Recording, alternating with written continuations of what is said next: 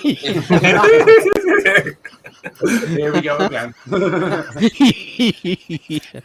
Your dog is just sleeping and just minding its own business, and it's just like minding its own business. The dog, and then there are times it just looks at you. It's like, what on earth are you talking about? Yeah, speak of the devil.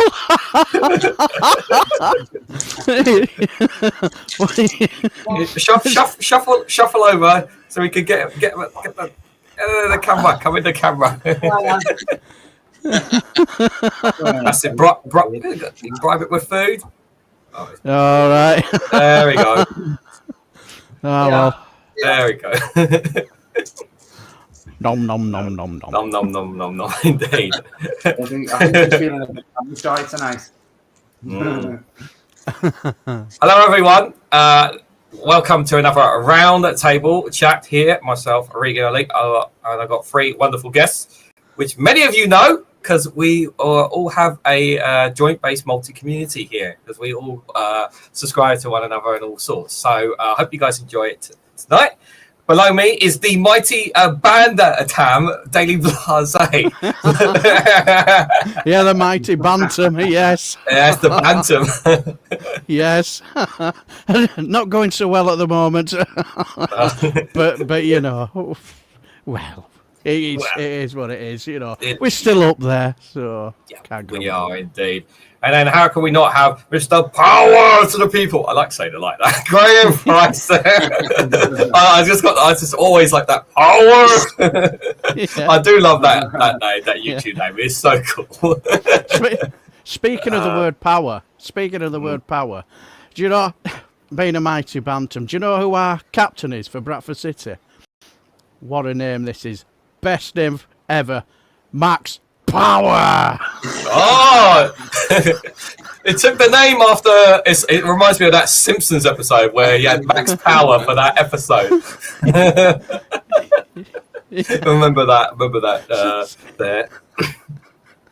And of course, our good friend, of course, Mr. Dave McGuinness. David, how are you doing tonight? I'm fine, thank you very much. Oh, very, very good, guys. Make sure if you're not a subscriber to any of our YouTube channels, links for them all are in the description down below.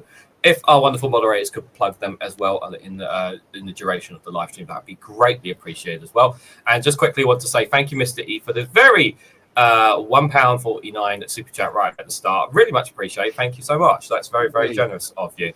Guys, I do have a couple of topics here, but a couple of different topics. Let's just get the. I suppose we might as well talk about the nonsense happening in number 10 then. The so-called coup or plot to oust Keir Starmer by West Streeting. I don't know how realistic it is, but I think here the clock is definitely ticking on Keir Starmer. We don't know when it's going to be, whether it's going to be the budget or whether it's going to be the local elections. There's all sorts of rumours around it. Keir Starmer this morning apparently did apologise to West Streeting over the so-called meeting. Our number 10 have insisted that he was not Morgan Sweetie, that he had nothing to do with it whatsoever, and that he would not be going anywhere, according to BBC sources apparently there. Darren, we'll start with you. What do you make of this farce, of this coup? Is there actually something here, or is it just a lot of hogwash talk, really? Whether you like West Streeting or not, it's immaterial. He's quite a shrewd and canny operator, and he will have ambitions. So, and quite clearly, he's quickly come out and said this is utter nonsense, which he has to do, really, because he's got to be shown to be a team player, I suppose. But it just looks like absolute calamity after calamity in that number 10. It just seemed,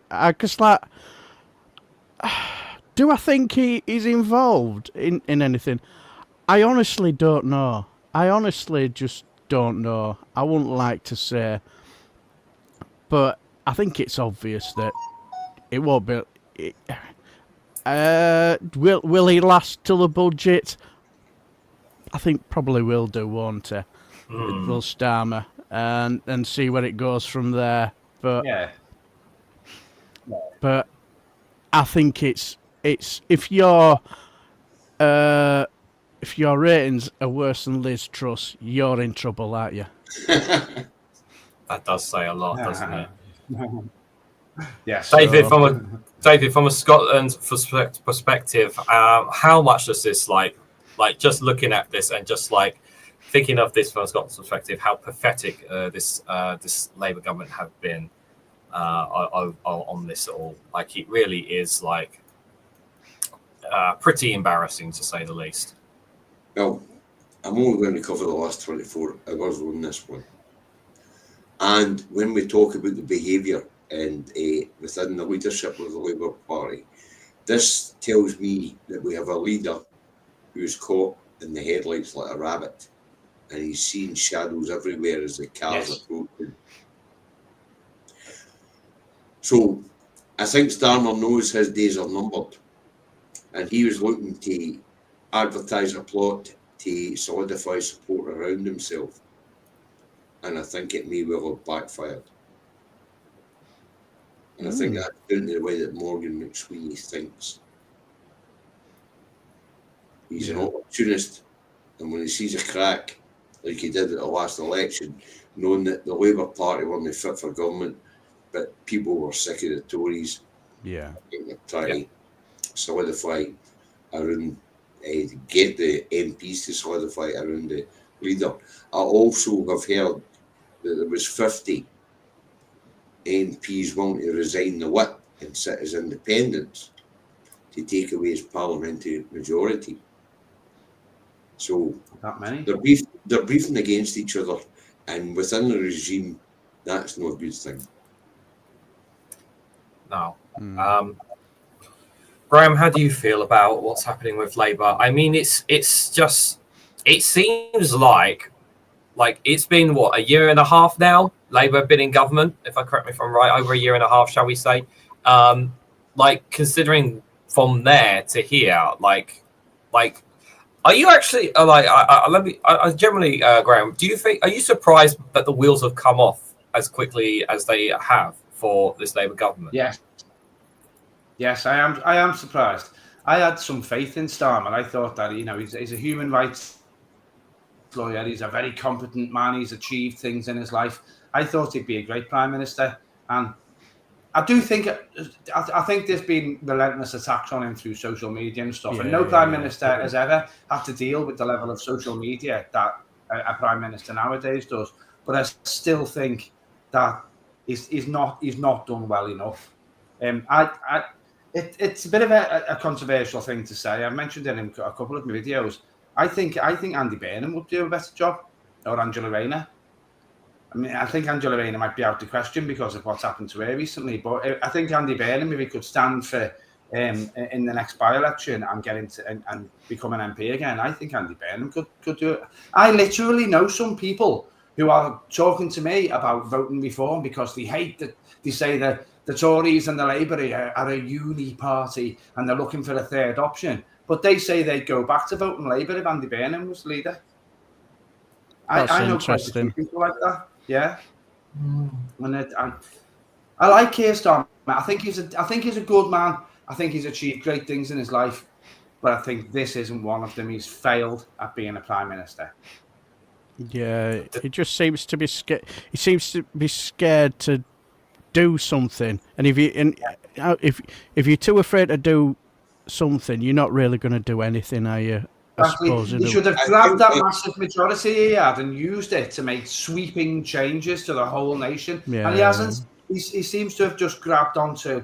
Well, to be honest, though, Wes Streeting's the same because he's done the same thing, especially with trans people. But they seem to be just having a look at what the Tories are going, maybe tinkering with it a little bit, and then just carry on with what the Tories are doing. And that's not good enough. That's not what we expect from a Labour government. I think that's the thing. They promised big, as most people do. And the thing they always promise on is a social contract between the government and the people. And that's where their failings have been. Absolutely. when we look at public services, that's where their failings have been.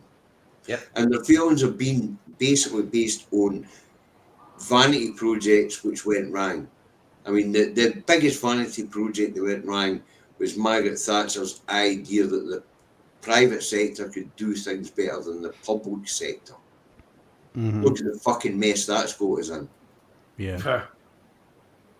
Yeah. Yeah, absolutely. It's really, I do wonder how much of it is it on Morgan McSweeney rather than Keir Starmer. I do wonder, and I really do wonder, like if, like I know it's a bit hypothetical, but if Morgan McSweeney was to go, if he was to be sacked, if he was to be pushed aside, would we see a significant change in direction from this Labour government? I think we might see a change in direction, but I don't think it'd be enough. I don't think it'd turn Keir Starmer's reputation round. I think the British public has judged Keir Starmer and judged him not worthy, and I don't think that's going to change. I think it's a fair assessment. Yeah. Because I think you've heard this term a lot. He doesn't really believe in anything. So you know, he seems to have this notion where he ain't on any side. Well, if the times are going tough, if you don't have any in a faction, that's where you're going to be alone, aren't you? Really, because who's gonna defend you? Yeah. Keir Starmer reminds me of a John Major. Yeah. The great man of politics. Yes. Yeah. Yes. He's just a carbon copy of a John Major and a red rosette. Yeah.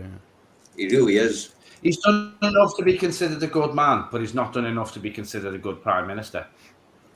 He's not done enough to be considered a good leader. No. He's indecisive. And that's the key thing. We've had a few of them. You know, with John Major, we've had Gordon Brown and his short tenure. Very indecisive people. And after those, what seemed to come next was just pure madness. Yeah. David Cameron and George Osborne. A Marriage Made in Hell. Mm-hmm. Wow. Yeah. A semi aristocrat and a hedge fund millionaire, as well as an old style English gentleman. Yeah. Wasn't it a good mix? And I And then, suppose of course, also, after that came Theresa May and her racism yeah. with the vans in London. You know, and then we moved on for that to Boris Johnson. Wow. A notorious liar. And he was the prime minister during pandemic. And he made things worse. Lizzie dies. And the moral head of England's now an adulterer. And Freddie, a notorious paedophile. I think it's time to start again. Yeah. The question is, another question is obviously, I do want to touch on the budget in a bit, but the question I suppose is, if Keir Starmer doesn't survive the budget, or if by some miracle he happens to cling on to the local elections, and I think that would be really pushing it, if pushing it for Labour, because so a lot of people have said that it will drag on to the local elections, but I don't see Labour doing well in the local elections at all. Like I just see them getting wiped out in Wales and seeing them pushed back in Scotland, and they're going to get hurt in parts of England because people are looking at reform. Young people are looking at the Greens. They're getting tugs from the left and the right. They're not doing policies that are appealing. They're doing policies that are trying to appeal more to the right, I would say. But even that's not appealing to those on the right because, well, they've already kind of made their minds up about, you know, with Reform UK or Reform Russia, as I like to call them, because they're a different party, because they're new, there's something different. For no matter how much we all talk about like how terrible Reform Russia is and how much damage they are causing, the rhetoric, the language, and things that they're doing as councillors, especially in Kent County Council, for example. People are still willing to give them a chance simply because they're different. Yes. And that's really frightening. That really does frighten me. Sorry, Steve, thank you so much for the $20 New Zealand dollars. Thank you so much for your support. I appreciate it, my friend. Hey, well done, man.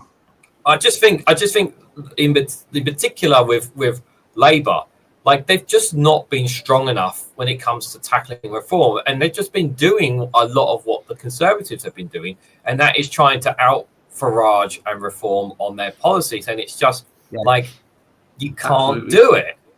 You just can't do it, and it's just a case of why follow them? Do your own thing. Like why you follow like, and one of the biggest earaches, and this is I think it's been mentioned a few times by a couple of I think Phil Morehouse mentioned this, I think, as well, as an idea. Like, why are they not doing like something like a daily briefings every day in number 10 or something like that? Because if you do something like that, you're controlling the narrative, and you're the government. People have to listen to you anyway, regardless of whether it's politics, news, whatever it is. Yeah, there is. People have to listen because you're the government at the end of the day. So why are they not taking control of the narrative? Like, do daily briefings. Do it every day. Like, hire a press secretary every day. Like what they do in fucking America. Like, Caroline Levitt gives out, takes questions, all that nonsense stuff. I know it's more Americanized, but what you're doing is that you're getting out your policies, your plans, and whatnot, more to the people. Instead of Nigel Farage with a tweet or doing a press conference and he dominates the conversation, or you're hearing or Zach Polanski, who's literally going everywhere and he's absolutely all over the place right now on the left. Like he's absolutely smashing it from the left perspective. Like you're the fucking government. Take some control of the narrative, and because as long as those on the left and those on the right control the narratives, you're not going to control the narrative. And you're not going. We know you're not going to win the media over because everyone wants you gone either way. Obviously, like 90% right wing. Yeah, 90% right wing. Also, the thing is, I can't remember where I heard it, but I thought it was a really, really interesting conversation about the situation with Keir Starmer when he was a lawyer. Like they said he was much better in front of a judge than in front of a juror. That sounds like it makes sense, doesn't it? Yeah, because because he said he found it difficult to influence the juror. So I think that speaks volumes, because I can imagine his youth days would have been spent nose deep in all them books and whatever. Well, me and I'll have been falling through the door, absolutely trousered and acting like the idiot that I still am, really. But you know what I mean. But didn't stuff you have to read to become a lawyer. Yeah. And he did good things as a chief prosecutor. He did good things as well. He did good things. Like he really helped people. It's like really made a difference to people's lives. Yeah. And here's the other thing as well, right? I know. I just want to say I know there is this argument, and I've heard this argument, and it is a fair argument that people have said, is that it takes a long time to implement certain policies and whatnot. Yeah. And there was a lot of policies that they have put in from the King's Speech and whatnot, and it's taking time to get through. I understand that as a government, you're never going to please everyone. You're always going to make difficult decisions. You're going to always upset everyone. You can't please everyone. Yeah. I understand that. I understand that it's, and they've taken over from one of the worst fucking political parties in history, in the Conservatives, and what they have done. I understand that. They've left an absolute fucking mess. I get that. I understand that.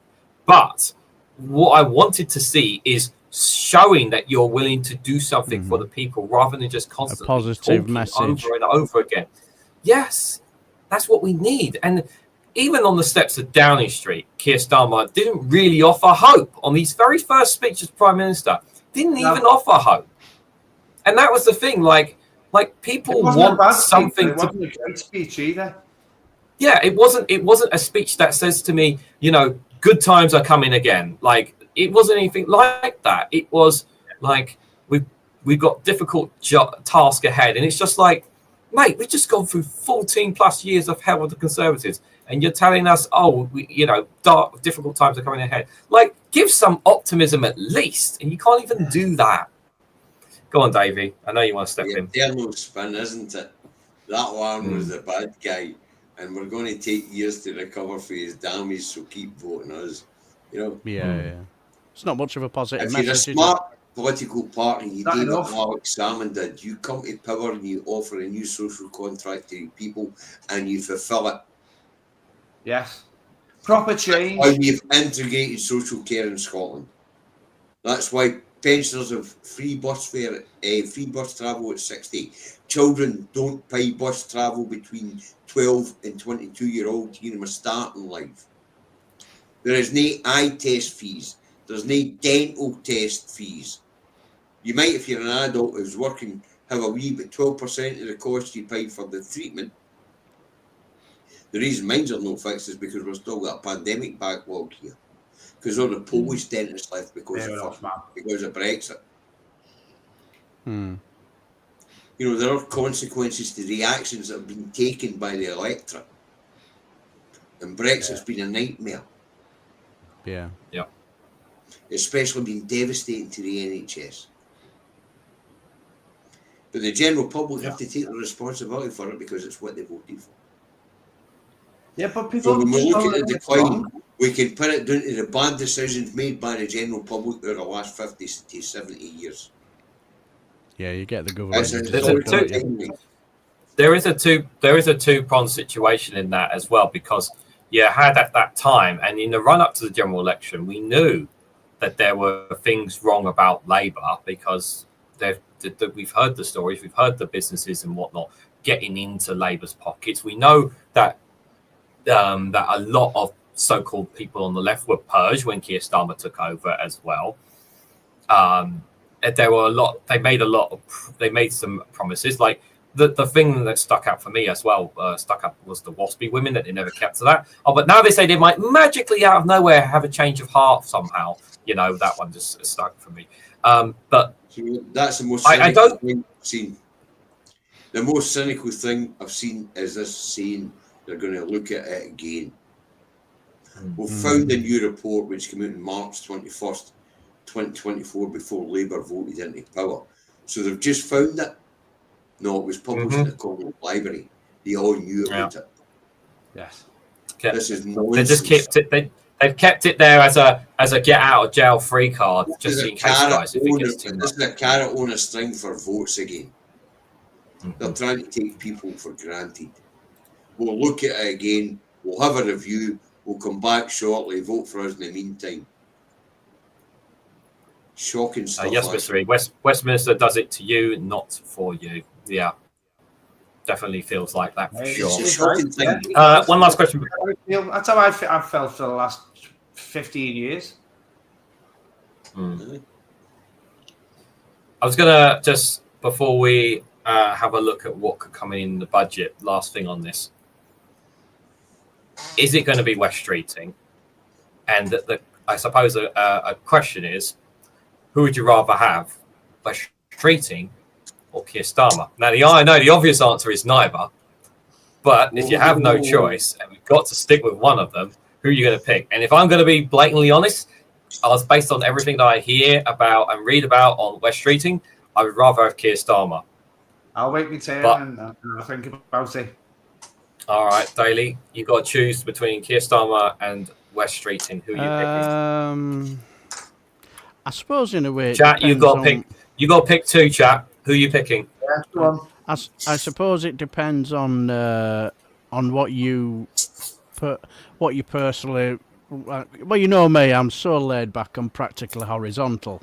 So my mother always used to say that about me. Yeah, and for me, I when it comes to Keir Starmer, I like the way he tries to be, go through the figures and whatnot, and I don't mind that at all. But the trouble is, people are not gonna, and they've already made up their mind, aren't they? I cannot really see him coming back from this. I just really cannot see it because, like as you said, David, it's rabbit in the headlights look. And whether you like West Streeting or not, he likes a good political knockabout, and he's on top of and he's on top of his briefs, and if you wanted a bit more perception, because it's all perception, isn't it? When it comes to Yes. because don't get me wrong, I understand why you're not fans of West Streeting, but when it comes to the political knockabout, he is good at it, and he'll put his face out there, and he won't shirk any political knockabout, you could say. So, for me personally, I like. There's one or two others who I do like. If I had my personal choice, I wouldn't say no to Darren Jones. But if it's a choice between West Streeting, or Keir Starmer, that is a tough one. Yes. Yeah, I know. It's pretty horrible. I know it's controversial, but I think I would possibly go with West Streeting because I think he's quite confrontational, and I think I've watched him across the dispatch box, and he's very, very, very, very good at it. Don't get me wrong, I don't like his politics, but he's good at what he does. Davey? Whereas Keir Starmer isn't. For me, I'd keep Keir Starmer. Yeah. For a Scotland You don't- perspective. Yeah. When you go to remember, guys, I'm sitting You in a see different what West Streeting's country. doing to the NHS here. Aye, I'm sitting in a different country, being told by the BBC every day that everything in my life is shite and I'm shite, and I'm looking across the border and going, "Fuck me, if this is shite, that's chaos." Yeah. So you've got to remember, I've got a different perspective. Yeah. Keir's a Yeah, gift. yeah. I don't know if West Streeting's going to be a gift, but I know that Keir's a gift. He's a continuation of Bojo and Liz Truss for us. It's just a comedy of errors. Yeah. Oh, yeah. And most of us on the left can see these missteps before they happen. Mm-hmm. You know. Go on, Graham. Listen, by the way, it's not like you're gonna be hamstrung by the chat, yeah. If you pick a side, yeah, because both of them are terrible. Do you know what? Way. Whenever I do anything live, I deliberately don't look at the chat because I think it throws you off and you can't concentrate. So I can't actually see it. I haven't got it open, but I don't know what the chat's saying. But people probably aren't going to like. Yeah, this. it's difficult, isn't it, Graham? It's very difficult because, like I've said it already, I think Keir Starmer is a very, very decent man. And I think he does believe in democracy, as I do. And I think he's trying to do a good job. But social media is absolutely battering him at every turn. And the BBC, and the Daily Mail, and the Telegraph, and the Sun. And, can you imagine what that man is up against? Yeah. You know what I mean? It's also a different playing field now, isn't it? Sorry? It's also a different playing field now, isn't it? Exactly, Political. yeah. Our Prime Minister now is dealing with nothing like he's ever dealt with before in history. You know, the amount of information that people are bombarded with continuously. Now, having said that, I've already said as well, I don't think he's been a great Prime Minister. I don't think he's offered the change that the country needs. I don't think he's offered the inspiration that the country needs. But I'm not sure I believe West Streeting can either. And I really, really oppose his views on trans people and stuff. Yeah. I'd like to take what you're saying. Graham, I'd like to take what you're saying in a different direction. The thing the man lacks is moral responsibility. For somebody who was a human rights lawyer and did great things, when we see what he's achieved in office, including arms to a genocidal regime. I'm sorry. And standing there and saying that Israel has the right to starve civilians, Nobody that has a right goes to starve beyond anybody. goal. And it shows a lack of moral compass for a man who was a human rights lawyer. And his kowtowing to the US in Washington is almost frightening. Yeah. No matter how people's perception is of how he comes across in the international stage as a reasonable man. Because what we actually see when we see in the actions of the government, the actions of the state, is more important. Yep. Yeah. Yeah. What's happening? Primary Don't argue with that. Primary job of government is to protect the people. Starmer's not protecting these people. He's selling them out for money. Do you think so? Aye, and he's making us morally complicit in something which is repugnant. I was quite happy with this stance they seem to have taken about Trump attacking the boats in the, he's claiming that are delivering drugs to America, and they're clearly not, and he's attacking them in international waters. And Starmer seems to have taken a little bit of a stance on that, which I was quite heartened to hear. But he's doing. What he's doing is that, like, it's the same thing right now with the BBC, which we'll come into in a moment, right? With the BBC, right? As of right now, if you listen to what he was put on the spot, Prime Minister's questions about the BBC, for example, right? And the BBC, which is an organisation which is highly, has a high approval rating amongst the UK audience, right? He didn't criticise Trump for lashing out at the BBC. But the question, I suppose, is, like, is he going to stand up for the BBC if it gets sued by Trump? See, because we have to remember that as much as I know people can't stand the TV licensing, and I'm one of them, you know, that's British taxpayer money could potentially going straight into Donald Trump's coffers. And I don't know about you guys in the chat. I don't want £1 billion of our money going straight into a TV license, going straight into Donald Trump's pocket. And no, he's not getting £1 billion, but it might end up with some sort of settlement, like £200 million or something. And that even that, I think, is just not acceptable. We should not give in to him. Mm-hmm. He's not getting £1 billion, though. No. I don't care either way. For me, the damage is done. And you got to remember, guys, I'm coming from a different country, a different perspective.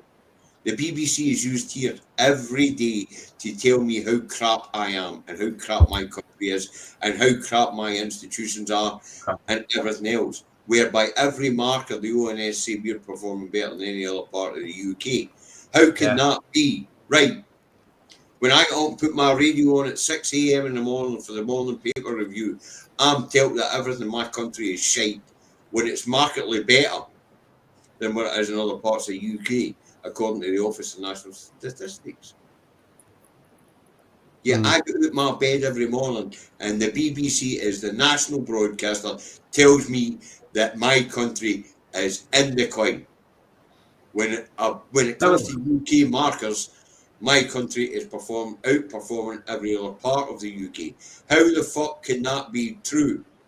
That tells me that the BBC is an institution which is designed to put my people down. Mm-hmm. Do you know when I believe it happens in the regions in England as well, because if you can keep you conflicting against each other, you can't unite against the fuckers. The moment when I lost faith in the BBC, I watched them get more and more right wing after the Tories got in. But the moment when I absolutely lost faith and just decided that I thought the BBC, it should consider around the world because it's a great institution around the world. But in the actual UK, the BBC News is shockingly biased and prepared to lie to us. And at the time when I realised that, and it's relevant to quite recently, was that time when Boris Johnson went and put the wreath upside down on the cenotaph. And instead of showing that footage, the BBC found some old footage and showed that instead and pretended that was recent. And then when obviously somebody clocked them to it, they tried to say, oh, it was just a mistake that a researcher made. And it was so obvious that they had so little respect for the British public. We did that here in Scotland. Public, the Welsh public and the Northern Irish public. They obviously had so little respect for everybody in the UK that they were prepared to lie to us to stop Boris Johnson looking silly. And that was when I lost faith in BBC. It's been happening to us since 2012 when they went into wartime propaganda here. And we used to get First Ministers snipped on the BBC to make it look as if the SNP MSPs were disapproving of our First Minister. When he was giving answers at Prime Minister's, First Minister's questions, they would snip previous things that were previous reactions that came from questions or answers to another party, and they would put a disapproving a look to another party where they were asking a question and put it in when Mr. Salmon was giving his answers. At one point, they even made it look as if John Swinney, his deputy First Minister, was looking at him as if he was a fucking, some sort of outrage. Yeah. When actually, when John was looking like that, it was when Ruth Davison had asked her to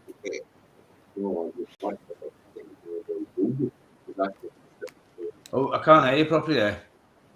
Annabelle Gould. We just cut out, David. Yeah. So snapping stuff, and I think we might have slightly gone off track a little bit there. I think Megan wants to steer it back on. No. We were going. No. We were going to go into the BBC anyway, so it makes logical sense. I think this is. Wales made an interesting point here. He says, I'll put it up on the screen. I think it's an interesting comment. Although I find that it dangerous and the confliction of all the BBC when the real issue is the BBC News media. BBC is actually great for TV programs, but its bias in news media is the death of it. I would agree with that. And I agree with your point as well, Reganelite, when it comes to entertainment. No, I've been watching television over 12 years, but when it comes to entertainment and drama, costume documentaries, like there's certain documentaries they've done some great stuff, and they still do great stuff. Yeah, if you take out the politics in the news, like they do some really good stuff. And I mean, like how many times have you guys heard the show Traitors and you have no idea what it's about? Yeah, it's really, really popular. It's a BBC show, and it's doing really well right now. Like, I've heard of it, but I don't watch the television, so I haven't watched it. But I have heard of it. No, same here. But I mean, if you think of the works that the BBC have done that we do watch, us guys that don't watch TV on YouTube and things like that, like the Blue Planet, absolutely fantastic. That's what the BBC's good at. Yeah. All of a sudden, they become untrustworthy on news and current affairs, and I've tracked the history of that. I did a piece for Andy Luke's channel on it, for when political discourse was opened up to the media in the 1770s, all the way through. And when you go to the Second World War, when the wartime propaganda was on, the media, or the people who owned the media at the time, realised that they could start to actually influence public opinion as opposed to provide information. And that's sort of when they stopped holding truth to power. And then, of course, we add in the 1980s with the advent of digital, the Sky television, and the widening media. And then all of a sudden, we got in 2010, and you get a 24-hour news in social media because of digital technology. Yes. And that's where the quality of the news started to dissipate. But what happened was the moguls that owned all these platforms realised that they could start to set the narrative. Yeah. Rather than hold truth to power. I've studied this stuff, and it's fascinating. And the pivotal point was definitely the Second World War. Because all these media outlets were obeying the government and putting out government-style propaganda to keep the people on side with the shortages, the hardship, and all these things that were going on. And at the end of that period, as we get into the 50s, the 60s, and the 70s, the media started to realise, the media moguls especially, that they could set the narrative. Yeah. Mhm. And they could control governments. And we've seen right now, you can't be Prime Minister in the UK if you've not got Rupert Murdoch on side. Yeah, This is where we keep going. How many times do we talk about media reform, and how many times, we just don't have somebody who's prepared to do what is necessary to do to change especially with the is it the Leveson inquiry? Is that it? Yes. Like, how many times has that been shelved? Like, I remember the build up to the election. You remember the build up to the election? He was told that I'll release it. I'll implement the Leveson. No. He said to them, "I will." He said to them in meetings. I think it was the Telegraph. I think it was, or one or two other papers that wouldn't endorse him. He said, like, I'm not going to do it. And I think he got the backing of the Sun late on in his election campaign run because he said that to them. I think he did as well. Oh, is Murdoch no godfather to one of his kids? One of his kids is definitely taking over the empire. One of his sons has definitely taken over it. You mean Tony Blair? No, one of his actual sons, actually. But these guys, they build political dynasties. You know, they get themselves into the Lords, they get themselves they're a lifetime peerage. But more importantly, if they can get a hereditary peerage granted to them, then they've moved up the social circle to when they're always holding power. We've recently had this happen here in Scotland, because under the Treaty of Union, there's going to be 16 hereditary lords for Scotland in the House of Lords. And one of the families recently died out, the Sutherlands, the Southern Highlands. And they appointed a new one, Lord Jack McConnell. And his heirs will be known for new own as Lord or Lady McConnell. And that's how they hold the power. The privilege and the patronage. Yeah. So here's a good question. And what do you guys think in the chat? Is the BBC finished? Is the BBC going to be done, or is the BBC going to get, like, here's a good question. The question isn't just is the BBC going to end? Is it going to get slimmed down? Is it going to get eroded? We expect the TV license to go and be replaced with a subscription at some point. That has to happen. I think everyone is in agreement of that. But what do we think is going to happen to the BBC? Whatever happens after, like, do we see the BBC disappearing altogether? I don't know if it's going to disappear altogether. I don't want to see it privatized. That's the worst thing, because it's just going to end up becoming like GB News or something like that. That's what I feel. I don't want it being private. Yeah. I guarantee you the BBC News will continue to be state funded and taxpayer funded. Yeah, they've got to have an outlet. Correct. They've got to have an outlet. Yeah. I think they'll fight for it for that reason alone. But Even in America, the state broadcasting. It would be a really bad thing if we lost the BBC, because there is, you know, if you read things about the wars and stuff and all throughout the 60s and 70s and things, the people around the world who tuned into the BBC and trusted it because they felt it was something that was an institution. I don't want to lose that. I think the home news is stupidly right-wing biased, the BBC. And now we get the perspective. I'm conflicted because I feel for them as well, and I think I don't want to lose them to somebody like Donald bloody Trump. I don't want to. I agree with you guys. You do not want to lose the BBC, but now we come back to the perspective of my nation.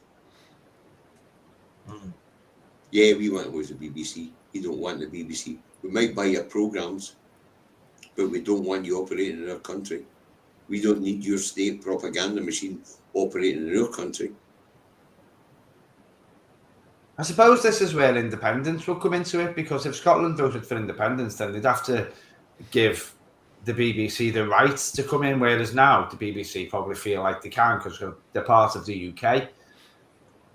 BBC will be forced to change if Scotland goes independent. If they want to broadcast the way they are now in Scotland, if they go, we'll do what Southern Ireland does. We'll buy the bits we want. Your entertainment programmes, the stuff we were talking about the day, we'll buy that. We'll just block your news. Because I'm fed up hearing the weather where you are when it's not the weather where I am. Well, I do get the weather where you are. The BBC, Regan. I don't need your news before I get my news. I cover the whole UK. I don't need your weather before I get my weather because you're relevant. Your weather's not fucking relevant to me. Well, you don't care if I freeze or get sunburnt? You're less likely to fucking freeze than I am, so no. Let me be brutally honest about the BBC for different perspectives in different countries. Yeah. Your darling institution is a propaganda machine in my country, which tells me from the minute I go to my bed to the minute I go to my bed that I'm inferior to you. Well, that's just not clearly. But that's what it does. You guys won't be aware of it, but that's what it does. It tells us that all our institutions. I can understand how you feel like that, but it's that's what I mean. It's just not right, is it? Because it's clearly not true. What I'm trying to do is give you a different perspective on the BBC because I know the same thing happens with you are, because Liverpool's seen as an alien place in England. Because they don't have the sun, that's why they kicked them out. It's because they are they're a very true community. Well, we remember in Liverpool, that's why we don't go Tory and we don't entertain Tommy Robinson. That's right, because what they want is a community that's cohesive. They recognise each other. They're very much like us Scots, actually. And that's why you. I get that a lot in my comment section. But I do feel that Reform are creeping into the northwest, though. They really are. I hate to say it, but I see it, and it is true. Because there is an awful lot of dissatisfaction with the existing political parties. Because when we look at Tory and Labour, you could say maybe that's the army. You couldn't put a fag paper between the Tories and Labour right now. And remember, I live in the very place 2 miles away from the Labour Party came from inception. And I look at the Labour Party today based on what it was set up on. And I don't see a difference between Tory and Labour. The word that replaces Tory and Labour for me is state. The word that replaces Tory and Labour for me is state-sponsored party. The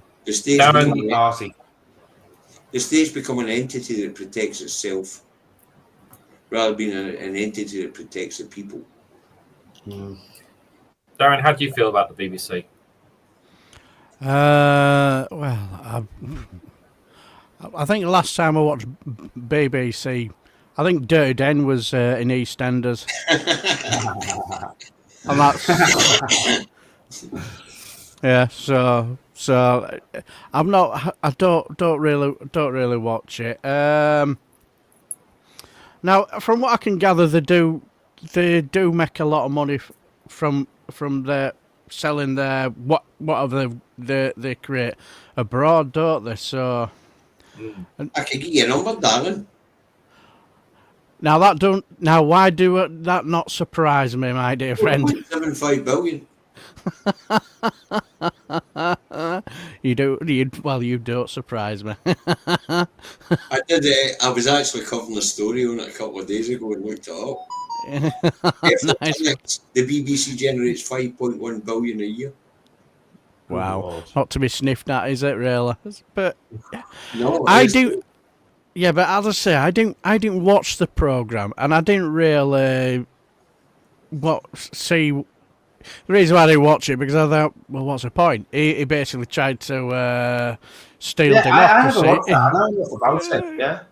By the way, I should clarify that last statement. 3.8 billion of that is gathered from license fees.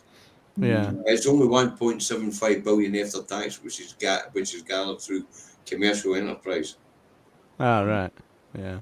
Right, so, yeah. but Well, 1.75 billion is a fair chunk of change.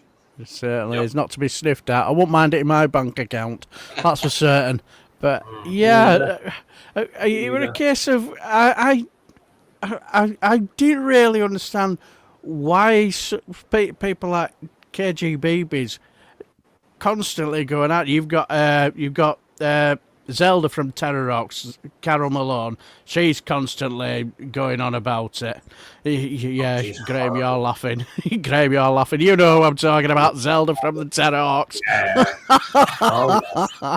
But yeah, because like it's, and I didn't watch it, and because as I said, it was a case of, well, I don't need to watch a program to tell me that he tried to cause an insurrection. I know. He was clearly obvious. He was sending the messages, fight like hell, and stuff like that. So why would I want to watch it? And I don't really understand why everybody were getting so bent out of shape because they cut that little bit up, really. And I think it was just an odd one for me. And so, don't get me wrong, for me, it sounds like they really shouldn't have done it but I get the feeling that's old habits. Yeah. That's a bit of old habits creeping in. They seem to, because it always reminded me. Editing. Yeah. Oh, Darren, you just gave me a light bulb moment now. Yeah. Because you just sparked the point when I started kicking in. Yeah. And it goes back to Tony Blair in the Iraq situation. Yeah. Yeah. And if I remember correctly, they came up at the time that a few of the parliamentary submissions which were broadcast had been doctored because there were people out there watching it live who'd captured footage, and when we were watching it back, the footage was different. But I would need to look back at it, but I think you're right. And I think it goes back to the dirty dossier on mass weapons of destruction for Iraq. I think it does.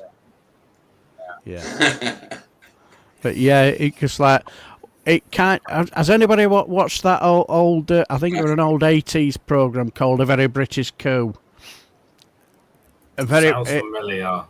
It was a guy. It's where so long since I can't remember. Yeah, because like it's where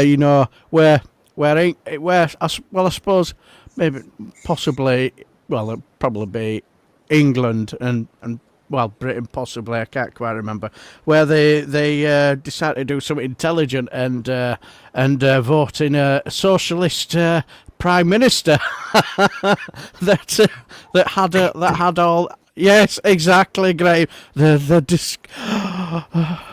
But yeah, and I remember it kind of reminded me because like there would be interviews on where they'd be doing the BBC, where they were just as much in on it, on the conspiracy to get rid of this socialist prime minister, because that position ain't for the likes of from a steel worker from Sheffield. That's for that position's for the elite, the likes of us. Or somebody who's bad. And the BBC will be in on it, doing the conspiracy. I think there's one cracking bit. It's one of my favourite bits where it is.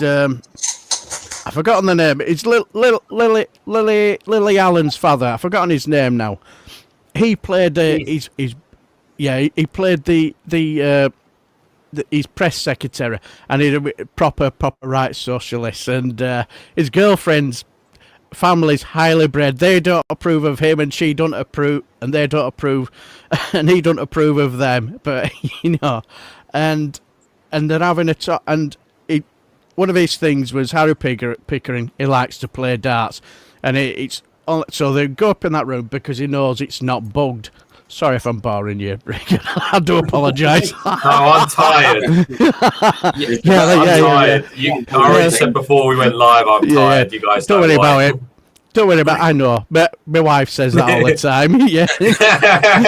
She's got that look on her face. She's got that look on her face. Will you shut up, Darren? You're talking out your ass now. Yeah. But anyway, clearly there is a conspiracy to oust him from the job, and he asked his press secretary go hunting around and this and that and the other because like people were conspiring against him. MI5 were getting people in on the power strikes. Yeah. But getting people in who were on the take in the power unions and this and that and the other. And he's got this blackboard where he's putting all these names and this person's gone to this and these people meet at the same health spa, this and that and the other. And it all turned out to be his rather aspiring, desperately wanting to be Prime Minister, Chancellor of the Exchequer, who was quite the, the Tony Blair types. It turned out he was conspiring to oust him. If you remember when it was broadcast, I think if I remember right, it was in the mid-80s, and it was during the Lech Walesa and Solidarity period. Yeah. I think it was about sort of like a slant against Poland trying to break free from Russia's chain. Yeah. Because like in the film, the I've forgotten the name of the guy who was playing the Rupert Murdoch type. They do slightly mention about the Polish, what you've just mentioned there. So it just rings true. Yeah. The Solidarity movement was in full Solidarity movement, yeah. Right across Poland. Yeah. And funny you're talking about the socialists becoming the Prime Minister. Right, Walesa went on to become the Prime Minister. Yeah. I think what frightened all the establishment because he wanted to go neutral and tell America to get all their bases out of this country. Go on, off you trot, get out of here. If I remember correctly, it was running about the Solidarity movement time. Yeah. The 80s Yeah. And that's of course what triggered the falling of the Berlin Wall. Yeah. And the breaking away and then the Velvet Divorce and all that sort of shit. The history's quite interesting there. But I remember that programme. It's been a long time since I watched television. You've sparked my memory because I haven't turned a television set on in 12 years. I don't blame you. And information is much easier online than it is on TV. But we're not I don't think we're at a point where television is completely gone because there's still that generation of people who still watch it, but we're not at that point where everything is. Of course, yeah. We're still not completely at that point. It's like saying. And I'm going slightly off topic here. But it's like my dad keeps saying we're going to be a cashless society, and I just don't see the logic for it. At least right now, like especially. Like I just feel like that a cashless society would be such a terrible thing because it would mean that the banks would control so much over our lives. Reganelite, I'm going to say a quick thing that's going to make Darren and Graham smile, and that is video killed the radio star. The Buggles. And there will always be a place for television. Yeah. Always. Yeah. It's about how they wise up to survive in the environment we live in. Yeah. But video definitely killed the radio star. In fact, right now, radio is as powerful as it's always been. Yeah. It's just adapted. It's now on your phone. It's gone from a radio box to on your phone. Right. But more importantly, I mean, it's went for radio stations defying government and putting ships out just outside international waters to being mainstream. Yeah. You know, so when we talk about television and its place in the future, video didn't kill the radio, and social media won't kill. No, I don't think television is going anywhere for another 20, 30 years. Maybe then things will have changed so much that it might be different. But I think we've got a long time to go before television stops having an effect on people. If that was the case, then GB News wouldn't be a thing, and Fox News wouldn't be a thing. No, you know, obviously television's still got an influence on people. Talk TV would never get off the ground. Community TV wouldn't get off the ground. No, TV's got a long way to go. Yeah. It's not dead. Well, it has a place in our society. Yeah. I mean, some of us might not use it because of a repugnance, or absolute repugnance at what it produces at this point in time. You know, because we don't really rely very much on TV for our media now. No, it's all right here. What we do is we look at TV and say, what's the narratives they're pushing? And then we go and do the research ourselves. It doesn't take long. We've got a search engine. Yeah. No. Yeah. And as long as you know how to use a search engine, then you can find out the truth very, very fast. Mm-hmm. Yeah. Interesting. Most Chris Fisher says most under 40s don't watch TV. Broadcast TVs for over 40s.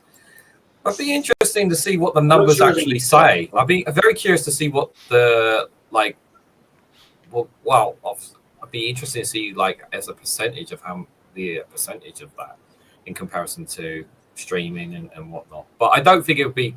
I don't know how accurate that would be, to be fair, as well. I can quickly find out for you, but I type a lot of fucking jackhammer, so the noise would be unbearable. Be like that one finger, boom, boom, boom. Yeah, you just got me under there. Yeah, exactly. Well, Graham touched on it. There. So let's it's one of the biggest stories in the world, and I would go as far to say the world, is that, and a story that Donald Trump can't get rid of, can't shake off in any way, shape, or form, is of course the Epstein files. No matter what he tweets on True Social, no matter how much he says everyone to shut the fuck up. Are you talking about the Jeffrey Epstein? Yeah, Jeffrey Epstein. Have you heard of him? I don't know if you heard of the guy. Are you still talking about Jeffrey Epstein? Yeah, apparently so. The guy that refuses to die. I'm going to do a Graham and get off my chair for 2 seconds. No worries. Too late, Graham. Too late. There's your thumbnail, Reganelite. There we go. Can't not talk about it. New stuff has come out, and I've got to say, actually, what's kind of curious is that this was not actually the Democrats who brought out the new information. It was actually the Republicans, which kind of really does. It's quite interesting because I think there is, from a American's perspective, there is a bit of a when it comes specifically to the Epstein files. I think there's a lot of Republicans, and especially Republican voters, who want to see the Epstein files fully released. They want all the documents out there. They want it all exposed because that's what they've been building up to, all the way up to their election. Because this is what he kept talking about, and all these right-wing influencers and content creators and whatnot all were saying about release the Epstein files, this, that, and the other, right? And yet they come into power and they release bits and bobs over time, but nothing really solid, nothing really that's really giving people, those who have suffered, the justice they deserve. And the thing is, we know why they're not going to release. They don't want to release it, or they're going to do everything they can to stop it being released. And that is because it would bring down so many people. It would bring down so many Republicans. It would bring down so many Democrats. It would bring so many down celebrities. It would expose. And we're not just talking about Americans here. As we know, Peter Mandelson is fucked either way because of his love obsession with Jeffrey Epstein. Poor Prince Andrew, who nobody gives a fuck about, is going to definitely face Prince Andrew. Couldn't give two shits about him, to be fair. But there's so many connections. It's one of them. I thought that Harvey Weinstein was a diabolical, disgusting individual for what he did, but I feel like Epstein is just like the pinnacle of one of the most horrific, nastiest, evilest, and vile human beings that the human race has ever made, and we talk about what Hitler done. I just think what this guy has done, the lengths that he has gone to cover up what he's done and cover up his mates what he's done, and those who have helped him, and the victims in all of this still to this day still can't get the justice they deserve. Some of them who know who their victims are can't talk publicly about it, and yet so-called democracy in America can't bring them the justice that they rightfully deserve, because there are people in positions of power who will be exposed if it comes out. And I'm just thinking, when, if ever, is it ever going to come out? That's the question I really I would like to ask. And I want you guys in the chat to say so as well. Before I pass on to David Guinness, I just want to say thank you, Mr. E, for the £2 super chat. The 3-in-1 squeaky chair oil fund. Who's got an oil? Is that me? I don't know if that's me. I don't have an. No, it's me that's got a squeaky chair. You sure it's not Charlie just pressing on the chair? No, Charlie's just in my lap, as you were seeing, but he's fine. But hey, on this situation, hold the truth out. Well, non-disclosure agreements are a thing in law, and a lot of these victims have been signed up and signed non-disclosure agreements. But that makes things harder to get to the centre of truth. And we talk about non-disclosure agreements. Let's talk about a very recent one worth 12 million quid between Her Majesty the Queen and I've never given 12 million quid to somebody to shut up about something I didn't do. Correct. Mm-hmm. So, one of the problems that we face in finding these people out is they can buy their victims off and make them sign non-disclosure agreements to stay wealthy the rest of their life. If you're a billionaire, you don't mind getting £1 million a year to keep somebody's gob shut. Nope. Be chicken face for what? We've seen Her Majesty the Queen do that in Andy's case. And I'm sorry, folks. I always thought quite highly of Lizzie, but that one turned my stomach. Yeah, same here. I always had a high opinion of her, but I thought that was wrong. She was everybody's wee old granny. Even here in Scotland, even as Republicans here in Scotland could stomach her. But I could have accepted her just doing nothing, distancing herself from it, and not contributing and not saying anything, because we were kind of used to it being a sort of a silent presence. I could have accepted it if she'd have just not got involved in any way. But when I heard where that money come from, I wasn't happy. And I say, but what people have to remember, and this is the important thing here, a lot of this information will never make it into the public realm, become something called an NDA. Yeah. A non-disclosure agreement. Yep. A settlement like Andy had with yon Australian lad, the last estate in Australia. I can't remember the name of it. Unfortunately. Virginia Guthrie. That was That's it. the one. Guthrie. That's the name I was looking for, Guthrie. Yeah. And 12 million quid. And had they done nothing wrong? Aye, bite me. What was interesting was her non-disclosure agreement had a posthumous clause in it to say the information could come out after she was dead. And it looks like somebody put her down. She got her revenge. And I'm no one for conspiracy theories. Very interesting. But she's entered into a non-disclosure agreement with the Crown. Yeah. And if you want to look up the legal stuff that's involved in that 12 million quid, I bet you there's a non-disclosure agreement there. I bet you.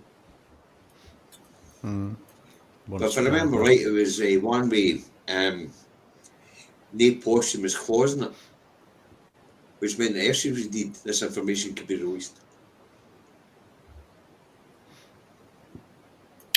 And Chris Fisher points out something. This is why leaks are so important. Whistleblowers. Yes. Breaking state corruption using NDAs.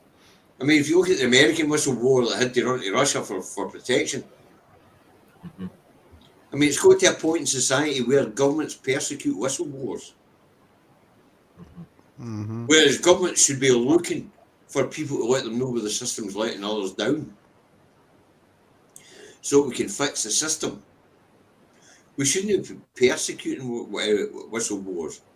We should be thanking them for pointing out mistakes in our system. Yeah. I suppose in a little bit of a way, the other problem with that is, I think the system is working just fine for them people, though, isn't it? I think that's the trouble. That's right. It's a bit like myself this morning when I was talking about, different attitudes to the BBC in different parts of the world and from different points of view. I mean, the BBC World Service. As a young man, wherever I was in the world, I always tuned into BBC World Service. Yeah, I did too. Yeah, that's kind of what I meant when I said earlier on about the people around the world who do depend on it. It really balanced media coverage because its editors were placed in the areas Not anymore. where they were reporting on. Yeah. And they were neutral in the area they were reporting on. So your southeast editor for the World Service, and the last one of the ones that was the southeast editor of the World Service, a good friend of mine, Ruth Watson. They could take an impartial and balanced view because they were outsiders. So people trusted that for the BBC. I think that's been trashed now because of the Trump thing and the editing. Even though it was pretty much what he said, just snipping 50 minutes at the middle of it.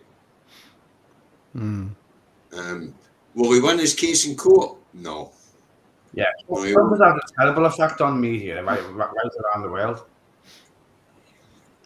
So's Rupert Murdoch. Yeah. So with all the talk about the Epstein files, is it just coming back to the Epstein files? Is it just something that's just literally just going to drag on and on and on, and every now and then it's going to get brought up? Because we had more documents released. I mean, is this just going to be happening over the Trump administration? Just tiny little leaks here and there. What are we thinking then? This goes above Trump's pay grade. He'll be thrown to the wolves.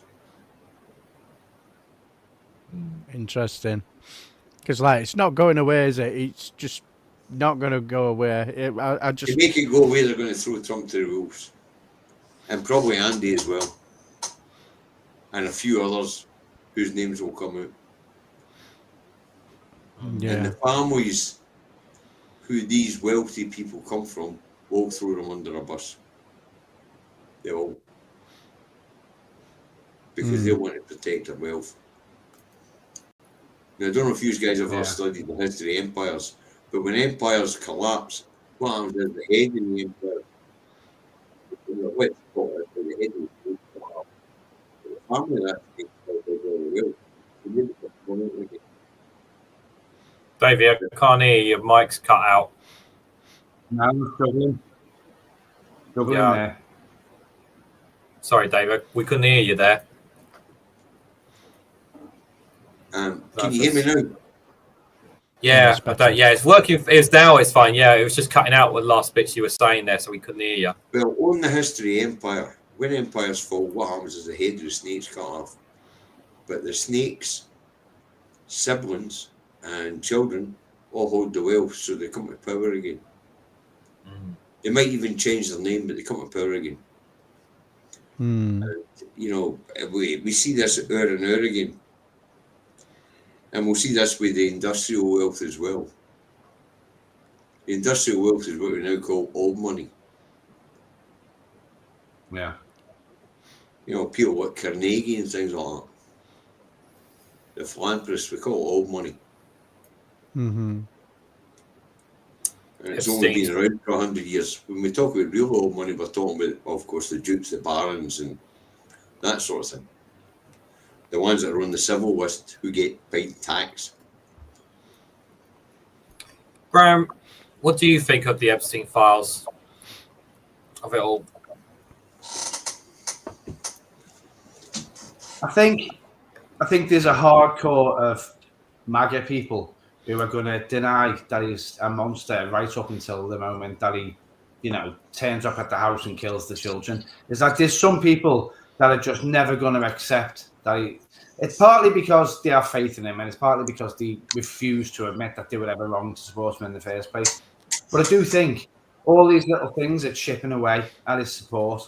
And I think the Epstein files is something that every time something comes up, it erodes his support a little bit further. And I think it's having an impact. But like Davey said, I don't think it's necessarily going to bring him down in the next 3 months or the next 6 months. I think it's just, it might be the thing that will stop people letting him run next time, or stop people, you know, letting him win the midterms next year. But I don't think it's a cataclysmic thing that's going to take him out of office. What do you think, Darren? As I say, it's just fascinating. What? What's that? Oh. Oh, could you not? Right. Could you? Do you want to start that again? Sorry, Darren. All right. I just found it fascinating to watch it because like it's just you look at these MAGA people and who are stalwart Trump fans, and it blows my mind that they will still defend him. No, he was not involved in, and it's clearly obvious he was, because you cannot be trying so desperately to hide them if you're not involved. And the more it keeps happening, the more it's a little bit like the more you keep repeating it, the more it starts to become truth, doesn't it? In a little bit of way, in a funny little way, because I just watched when I saw these emails popping out, and like you just said, the little drip, drip, drip feet. Do you know what it kind of reminded me? Remember Bojo's COVID parties? You know, yeah. Then denying it, then a little bit more were coming out, then a little bit more were coming out, until it got to the point where it was there saying there were no parties in my house, and then there was parties, but I wasn't there, and then there was a picture of him there, and it's just like, well, I was at the party, but I was only there for a little bit. Yeah. He was presenting the cake to the Chancellor, of course. Yeah. I was ambushed by a cake. David, he was ambushed by a cake. Ambushed by a cake. Of course, I impressed. Yeah. Got to remember the facts. Yeah, that's when we seen the media at its very lowest. Yeah. And at its lowest, it was snake's belly low. Yeah. Because like it just seems to be, you know, there's got to be more coming out, and there's got to be more coming out. But let's be honest. But the way they were trying to shelter this man was fucking comical. Oh yeah. You know? Yeah. Well, I didn't know it was a party. What do you mean you didn't know it was a party? You'd 100 fucking people in your house, you spanner. Yeah. Yeah. I never saw no party. What do you call that if it's not a party, you spanner? Yeah, I don't know the definition of a party. Yes, there was no party in my house. No party in my house as he just falls over a bucket that's full of sick, of puke. It's not a party. It's work colleagues having a little drinking here and there. It's letting not a off party. steam. I think Oh, that's it. It was a gathering. Kirsty says it's a gathering. It was a gathering, guys. I think Sir Larry Cat was complaining about the mistakes in the corridors and peeing up against the walls. Yeah. Yeah. But yeah, it's That Boris Johnson telling Matt Hancock, "Go do it. Can you not do it here? Can you do it somewhere else, please?" Yes, not in the cupboard, you two. But yeah, there seems to be drip feed, and like you say, when it said that seems to have come from Republican senators, that is interesting. That is very, very interesting. And just to add on that, before you carry on there, I was listening to, because Vosh was really looking into that. Vosh, who's one of the big left wing. Yeah, I know. YouTubers, I've because he was asking that direct question, like telling people, like, did this definitely come? Like he was asking chat, and he was looking like, did this definitely come from Republicans? Can you guys confirm this definitely came from Republicans? And it's like, well, it definitely weren't the Democrats. So it's like it had to be the Republicans. But yeah, it's a bit. It's odd that Republicans are doing that. Go on, carry on. Sorry. But yeah, no, it's all right. But like I say, when you said that is fascinating. That is really, because like I think the montage for the Democrats is they should have for their speeches. The Democrats, we grab defeat from the jaws of victory, you know, and so it definitely wouldn't have come from the Democrats because they'd have fucked it up anyway. But so. Well, they would have done, wouldn't they? Well, they would have done. They fucked up the government shutdown. The government's reopened. Yeah. No. Sorry, Reagan. Okay. Not the Democrats. No. This is my Democratic senators. Go on. This is my Chuckle Schumer. We will win. We will win. We will win. That's our chuckles for you. But yeah. And so I'm wondering, is this the little step where they're gunning for him?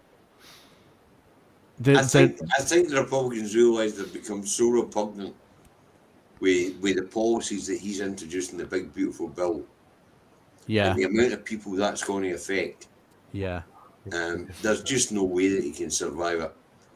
Well, there's just one problem though. There is just Just to add, there's one big problem though for Republicans, especially for those like who own states and whatnot.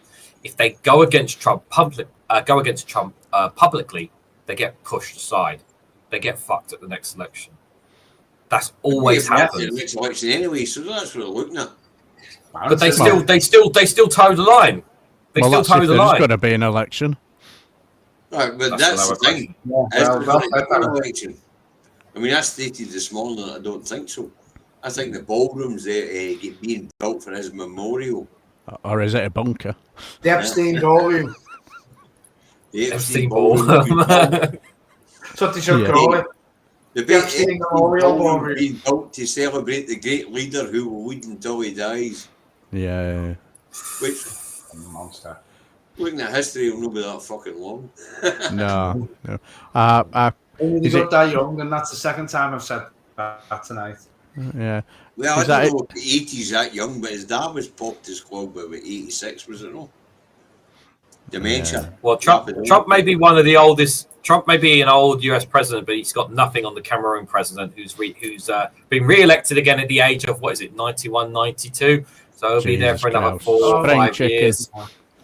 I bet he ran to Plinth. He is a spring chicken. You know, himself. He's been. I can't remember the Cameroon president's name, but he's been president longer than I have been born, and I'm 37. So, my word.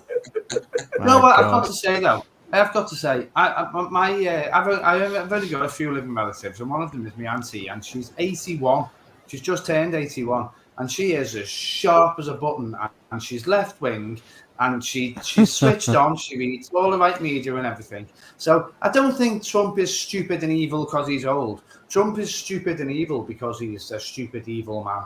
And you know, and it's the same for Rupert Murdoch. You can be old and still be with it and still be sharp. Yeah. Yes, I think you're right. I do have to. I think one of the narratives out of Donald Trump, is that he generally believes everything that he says. Like, Yes, if he says the polls, if he thinks the polls are down. If he gets told the polls are down, no, it's not true. The polls are up. He says, "I'm saying the polls are up." No, you're wrong. Yeah. The polls are up. Yeah. I know they're up. They're up. Yeah. It's just you're all wrong. Like, you can't tell Trump he's wrong. He doesn't accept being wrong. All his life, he's been told that he's Mr. Know-it-all or Mr. Right. He's been brought up to think a certain way, a certain narrative in his mind. He doesn't understand struggle. He doesn't understand what it means to make mistakes and be wrong in life. He never accepted the 2020 election defeat. Never accepted it. You know, he always could. That whole period between then and being re-elected, he still wanted to be called Mr. President, despite the fact that he's not president anymore. But just like somebody said something that was interesting, and I think there's a little bit of truth in it with him. He says these things because he actually believes them to be true. I think that's why he makes his lies so convincing. That he actually believes it. I think he actually believes it, and I think that's the difference between him and Vance. Donald Trump says this complete lie because he actually believes it, whereas JD Vance, he will try and say the lie, but his face will give him away because he knows he's talking bollocks.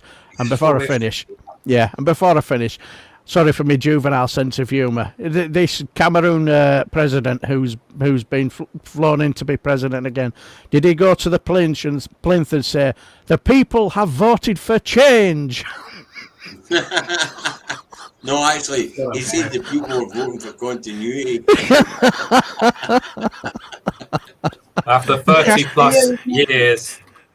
People, what seems to rule politics a lot nowadays is leaders making people frightened to change to anything else. You know, the Tories. That's a great point. Yeah, it's the leaders nowadays. They don't seem to want to rule by popularity. There's a difference between popularity and populism. They don't want to rule by popularity and being supported by the public. They want to rule by frightening the public into not voting for anyone else. And it's having a terrible effect on democracy all around the world. It's actually keeping into Scottish politics as well. Because we are shit scared of having an English registered party in government. Yeah. Shit scared. Because they want to realign their tax system and everything with the rest of the UK. And let's face it, your tax policies and everything are fucking regressive. No. Let me just point out the Cameroon president, Paul Biya, I think he sees his name, presidential term from November the 6th, 1982. Born in 1933, aged 92 years. Man carries all the wisdom on his shoulders. I don't begrudge anyone a long life, but good Lord. When you 96, I think he'll be by the time his next election is, or 97, something like that. How old was Bernie Sanders when he makes it to the presidency? There's hope for Bernie Sanders then, isn't there? There is. Yes. If only Bernie Sanders was about 55, the world would be a better place, wouldn't it? I'll take Bernie Sanders. I don't like. I know he's old, but he hasn't lost it here, So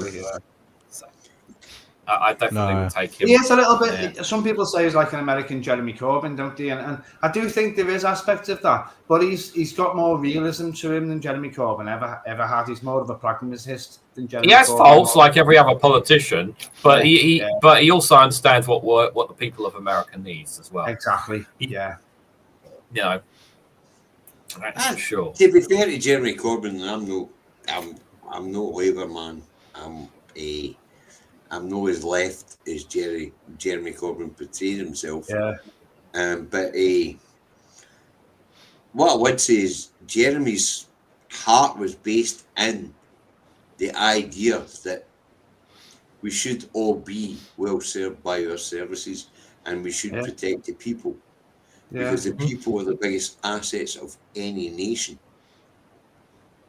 Exactly. I mean, if we look at unemployment figures in England right now at 5%, and unemployment figures in Scotland right now at 3.7%, and then we look at the studies done or what tuition fees did to the education standards in England, to what having no tuition fees in the education standards in Scotland did, then we understand why, if you're thinking about moving to the UK to be a manufacturing company, then you're looking to Scotland, because you've got a better educated population, with a better social contract and better living standards. I mean, I don't know if you guys are aware of this. It's a fundamental thing, but I think a lot of the problems in Western countries, especially England and America, comes down to education. People just haven't been educated how to critically think for about the last 40 years. Yes. People just blindly follow things. So, you know what? I agree with you there, by the way, because if we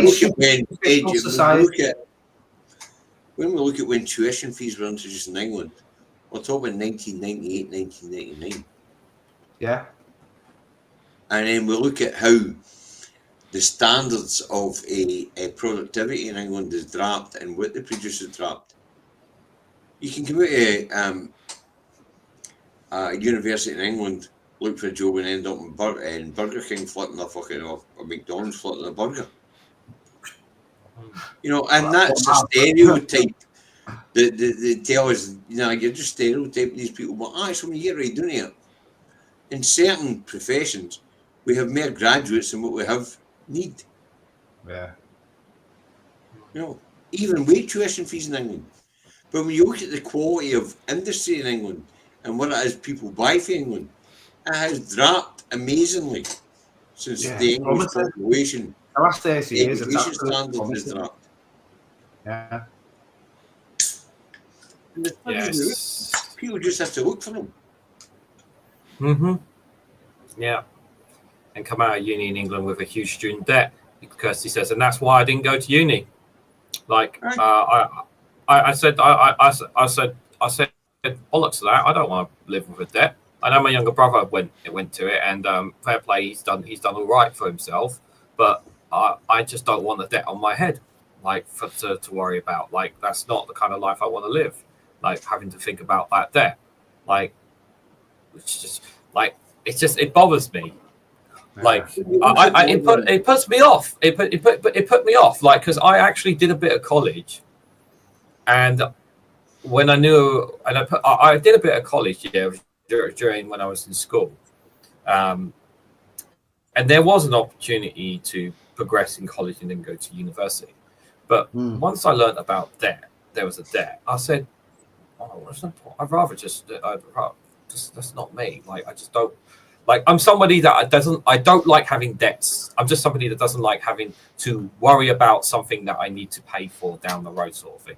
I'm someone that likes to just pay straight up front, sort of thing, and not have to worry about it, if you know what I mean. Yeah. I don't even know if my brother's ever. You never thought it off, to be fair, but I can understand that, because after the 2008 banking crash, Sarah and I decided to take total control of our cash flow. And that meant taking some hard decisions. Because Sarah and I have basically reasonable jobs, we're well paid. Things like putting in a prepayment meter in the house, and people say, well, it costs you £2.50 extra a week. So fucking what? I could afford that. I'm in control of what I put in that electricity meter. I'm in control of how much power I use. And I can cut my cloth to my budget.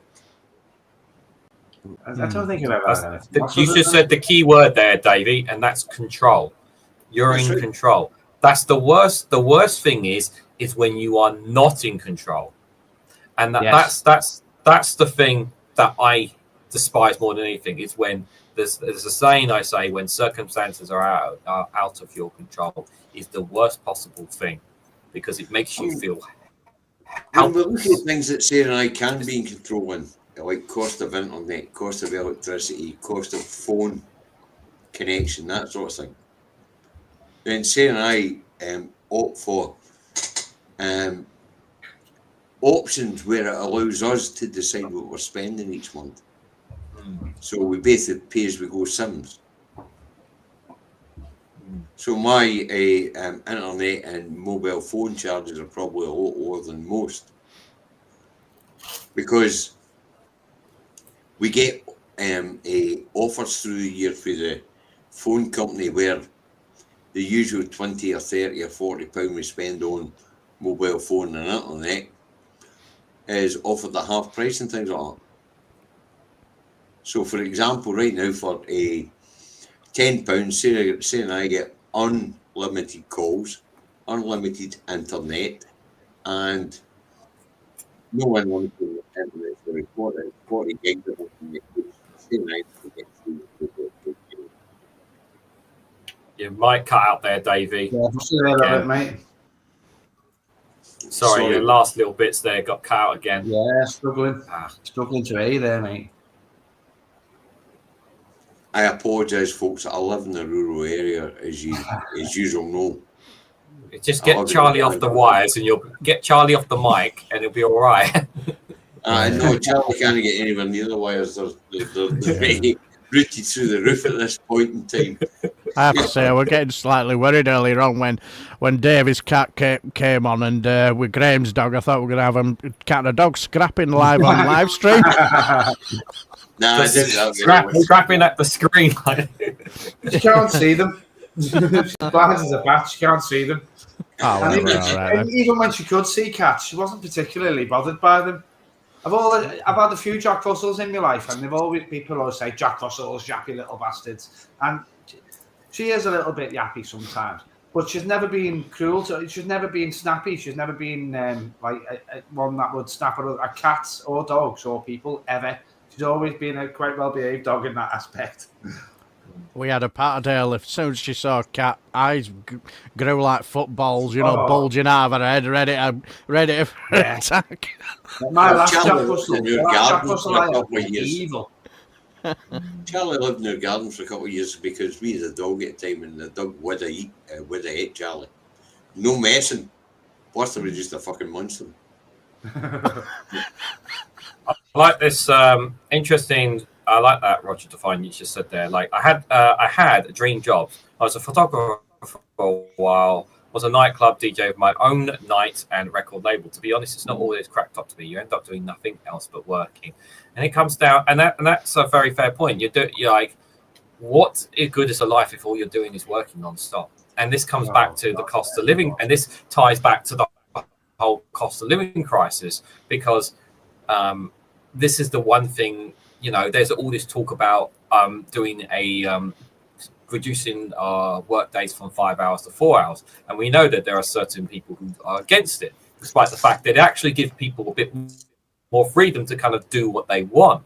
But the problem is obviously, as good as it sounds, it's no good if people can't still pay the bills, if people still can't afford to have a decent life. But I can't even say that, because we live in we have so much poverty, which while we are considered one of the wealthiest nations, we'll consider ourselves very wealthy, it's just infuriating. And there is something that leads one of the things I always say is that when we talk about people being able to have a life and live a life, I've said this before and I'll say this again.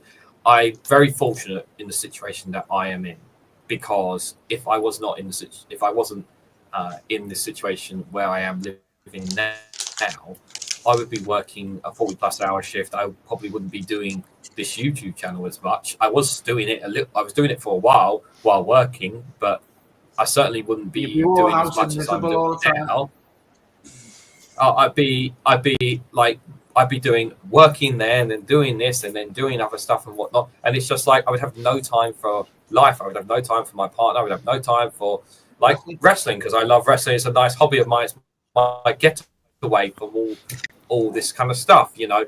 And it's so important to have an outlet instead of just working 24/7. It's just not good for you physically. It's not good for you mentally. It's not good for you psychologically.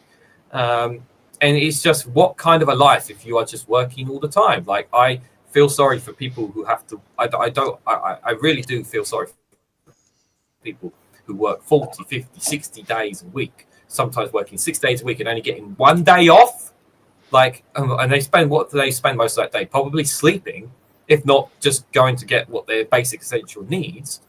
That depends on all their life is working. That depends on the shift. I mean, if you take me, I regularly do a 6 day week, but maybe only work 2 hours a day. So it's all about work-life balance. There's a lot in that. Yeah. But I mean, if you take myself, and it's not balanced. It's not. It's nowhere near balanced. It isn't for a lot of people, but for me it works. But as I say, I'm at a stage in my career. I'm at a stage in my career where I'm paid really well, and I'm only going to work for 2 or 3 hours a day because I'm on something called a job and finish. Yeah. There's no Graham, you'll remember that term, job and finish. I don't know much about it. It rings bells that I've heard the term before. So what it means is that whatever task is put in front of you, the minute you finish it, you can go home. Yes. And my uncle worked for British Telecom for years, and I think that's where I've heard it. He used to be like that. He'd get his list of tasks for the day, go out and do them, and then go. Yep, and you'd be guaranteed to be paid for the full 8 hours of the day. Yes. So I've got one of 8 contracts, a job and finish. I'm going to be working only 2 hours a day and get paid the full 8 hours. My average working week is 20 hours, I get paid 40. You can't argue with that, can you? No. If only more people could be in that situation, If only more people had more time like that, imagine how much more creativity and stuff there would be in the world, or in the country at least. Well, it allows me to put out content on YouTube and look after the other media outlets that me and David run, like Facebook and Twitter and things like that, or X as they now call it. So it lets us devote more time to charity work and things like that because I'm fortunate enough to be in that position. But the job and finish, that used to be quite common. It's not common anymore. As you say, Graham, you've been given your work list. You went out and did your work list. And if you get through it quite fast and do it competently, you can get home after working 3 or 4 hours. Yeah. And I'm in that position in my state employment where I can, I get a quite digital, quite modern. I get a work list sent to me each night, and I get my house at 6 o'clock. I'm generally back for 9. Can't argue with that, can you? No, and I'm paid 8 hours a day. Life could be a hell of a lot worse than that, mate. You can't whack it. I'm paid 8 hours a day. But I hear there's a fella who lives next door, but one to me, and I hear him going out at 5:30 in the morning. I see him coming back at about 6 o'clock, and he must. I don't know what shift he does. I speak to him a bit, and he's a nice fella, but I hear him going out early in the morning all the time, and I think, God alone, that fella works so hard. And there's a few people like that around me. Well, when I was in the truck, I used to go at. I was in the truck. I used to go at 4 or 5 a.m. Start the shift at 6. That's the middle of the night. Maybe we'll be at 6, 7 at night. Yeah. When I was working in retail. Yeah. Yeah, there was when I was a chef. When I worked in retail, I was. What's interesting about the way we set up work policy, now we're on this one, guys, and this should be interesting to people, is we tend to set up work policy around factory and office hours. And that means the 8-hour shift. But there are so many professionals that are out with that. You know. And that's why we have something called the Working Time Directive. At least we did have in the EU, where the maximum a driver could drive a day was 9 hours, but the maximum he could work was 15. And when he hit 60 hours a week, he had to chuck it. Oh, yeah. That's wrong. Yeah. Once you hit 60 hours a week, you're allowed to get back in the vehicle. And remember, if you used up that 60 hours a week, that included your private car. You'd start to hate it, wouldn't you? You'd start to hate every aspect of the inside of the lorry or whatever after that. And the thing is right. I just touching on this as well, like, because we will be wrapping up soon, guys, because I know it's getting late for some people. Like, this is also ties it, like, it's obviously tied to the cost of living and as you mentioned, the unemployment rate going up. Like, if you want people to work, it's not just a case of just putting people in jobs and expecting them to do the jobs. It's got to be something that people want, people are comfortable with, or like nobody, there's lots of jobs that people do that they don't like doing anyway, but are content with them. There are some people who are doing jobs that they're not content with at all, but they have no choice. Of course, nobody likes. There are some people who are in jobs that they are happy with, and there are people who are doing jobs that they are content with and they're happy with because it's something that they aspire to be, right?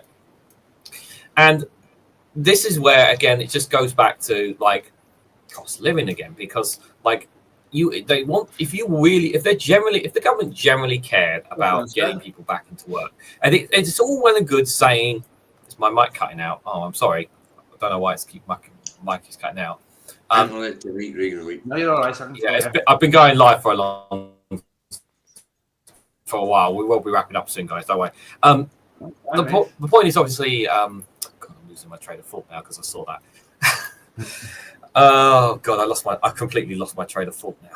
You're on jobs that people don't want to do. I was just saying that people will do jobs. If we want, no, that's it. Thank you. The government like wants to get people back into work, right? And we all want people to work, right? Nobody wants to see people sitting on the dole, not doing anything. And of course, there are some people, as we all know, that there are people in certain situations, whether it's mentally or disability or whatnot, can't work for any sorts of reasons, right? But that number on people on entitlements is growing. That's growing. We know it's growing, and it's a problem, right? But we got to make the jobs we have to make the jobs suitable for them. We need to make sure that they're getting paid.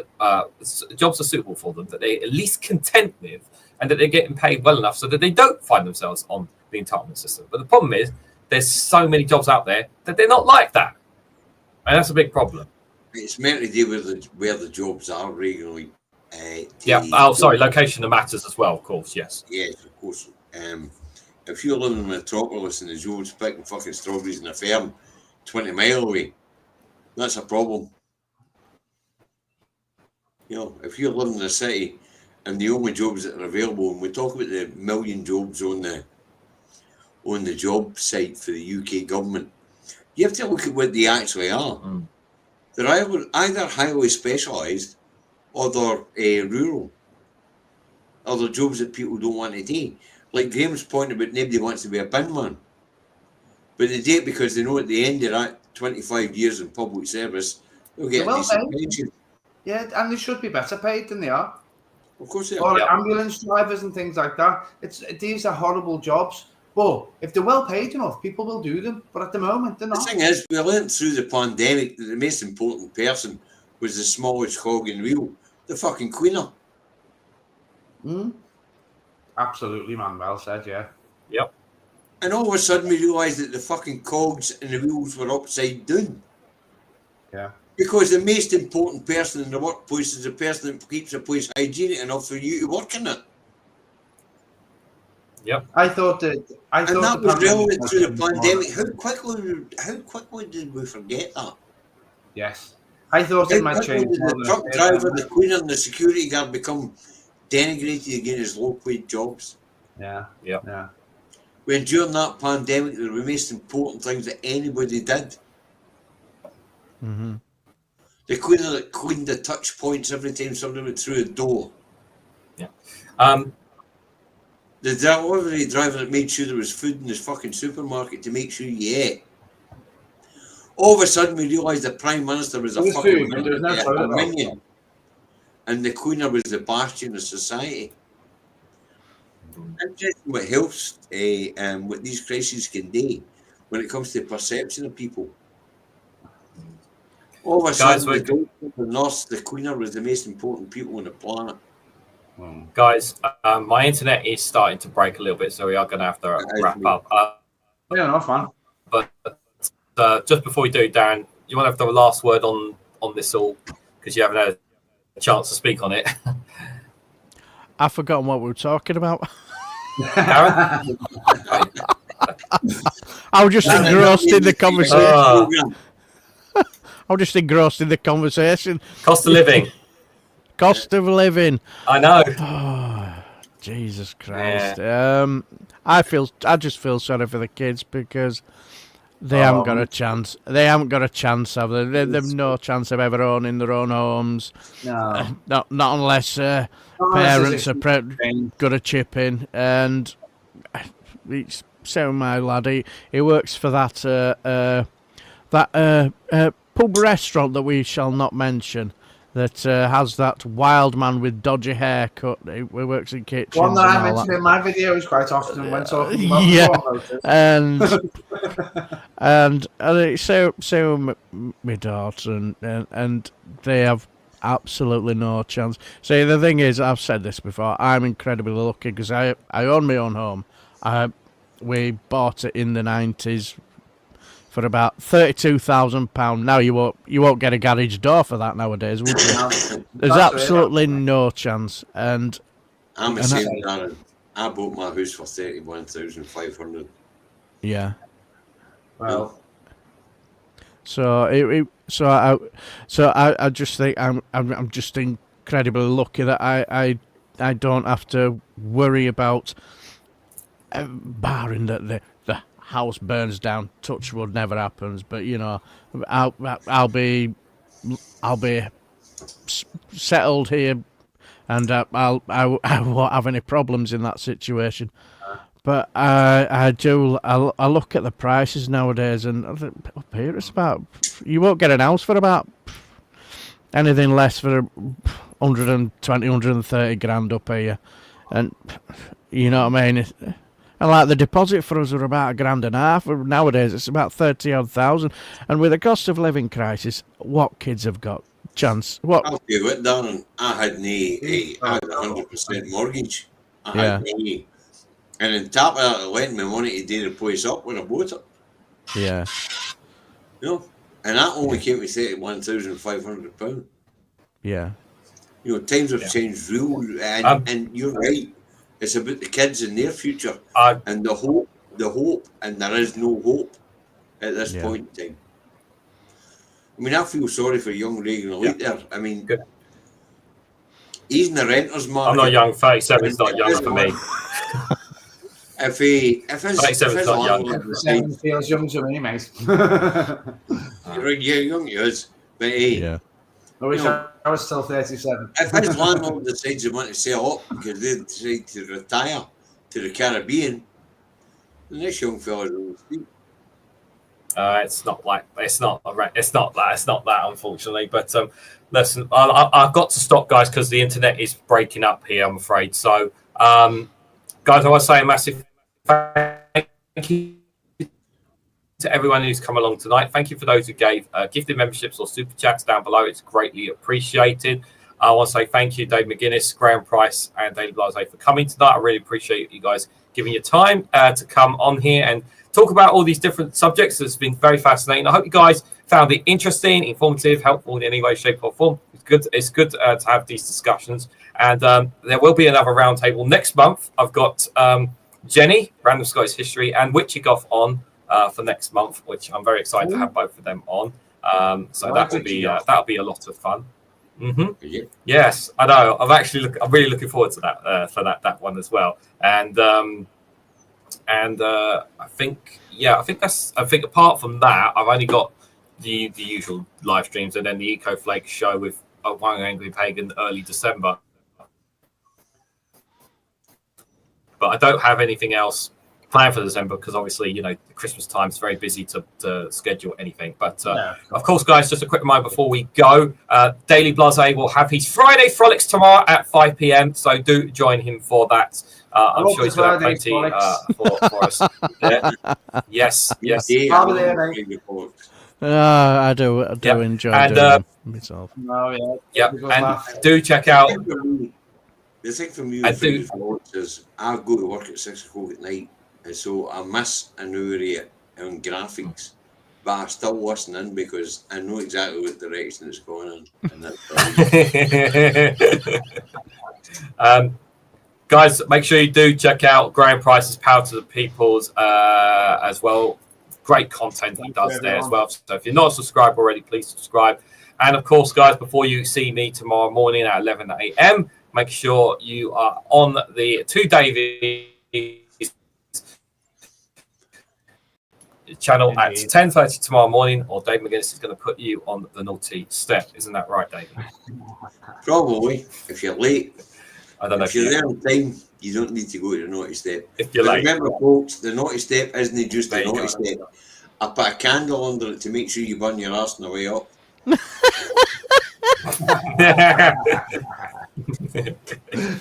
I grew up in the 1970s.